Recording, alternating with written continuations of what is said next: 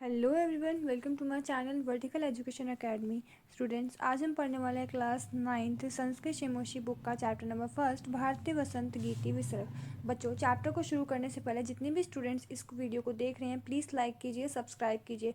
बहुत सारे ऐसे बच्चे होते हैं जो लाइक नहीं करते हैं, वीडियो तो देख लेते हैं और सब्सक्राइब भी नहीं करते हैं। आप प्लीज़ लाइक कीजिए और सब्सक्राइब कीजिए, जिससे मुझे मोटिवेशन मिले आपके लिए वन शॉर्ट वीडियो बनाने का। चलिए शुरू करते हैं। प्रस्तुत गीत आधुनिक संस्कृत साहित्य के प्रख्यात कवि पंडित जानकी वल्लभ शास्त्री की रचना काकलिक नामक गीत संग्रह से संकलित है। बच्चों, यह गीत संस्कृत साहित्य के प्राकृत कवि पंडित जानकी वल्लभ शास्त्री की रचना काकलिक नामक गीत संग्रह से संकलित है। इसमें सरस्वती की वंदना करते हुए कामना की गई है कि हे सरस्वती, ऐसी वीणा बजाओ जिससे मधुर मंजरियों से पीत पंक्ति वाले आम के वृक्ष, कोयल का कूंजन, वायु का धीरे धीरे बहना, अमरियों में काले भ्रमों का गुंजार और नदियों का जल वसंत ऋतु में मोह खो उठे। स्वाधीनता संग्राम की पृष्ठभूमि में लिखी गई यह गीतिका एक नवीन चेतना का आह्वान करती है तथा ऐसे वीणा स्वरों की परिकल्पना करती है जो स्वाधीनता प्राप्ति के लिए जन समुदाय को प्रेरित करें। बच्चों, इस चैप्टर के अंदर आपके 4 श्लोक दे रखे हैं। मैं आपको हर श्लोक का लाइन टू लाइन मीनिंग भी बताऊंगी और हिंदी में साथ ही साथ मैं आपको हर श्लोक की व्याख्या भी समझाऊंगी। पहला श्लोक। निनांदे नवीनमय वाणी विस्मय चिन्हम। हे वाणी, मधुर ध्वनि से गूंज उठो। वीणा नाम मृदुल गीति ललित नीति लीना नाम।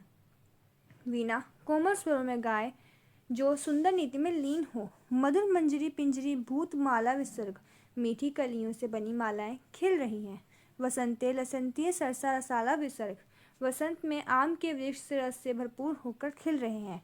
कलापा विसर्ग ललित कोकिला काकलीननम। कोयल की मधुर कूक से वातावरण गूंज रहा है। अब हम इसकी व्याख्या समझते हैं।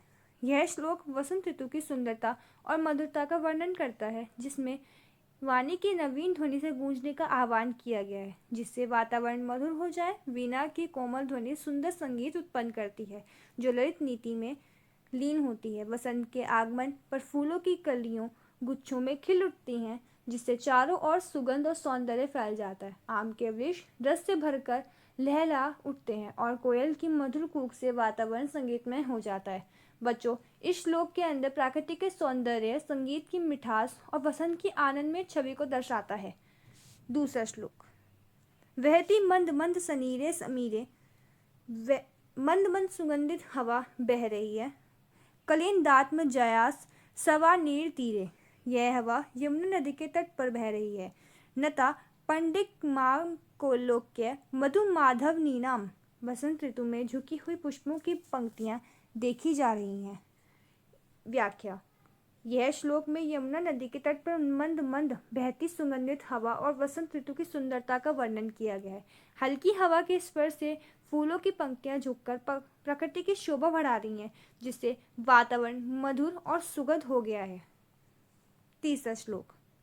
ललित पल्लवे पाद पे पुष्प पुंजे का अर्थ है कि कोमल पत्तों और फूलों के गुच्छों से सजे हुए वृक्ष। मल्ले मारो तो चुंबिते मंजू कुंजे। मल्ले पर्वत से आने वाले सुगंधित हवा से चूमे गए सुंदर कुंज। कुंज यानी बगीचे।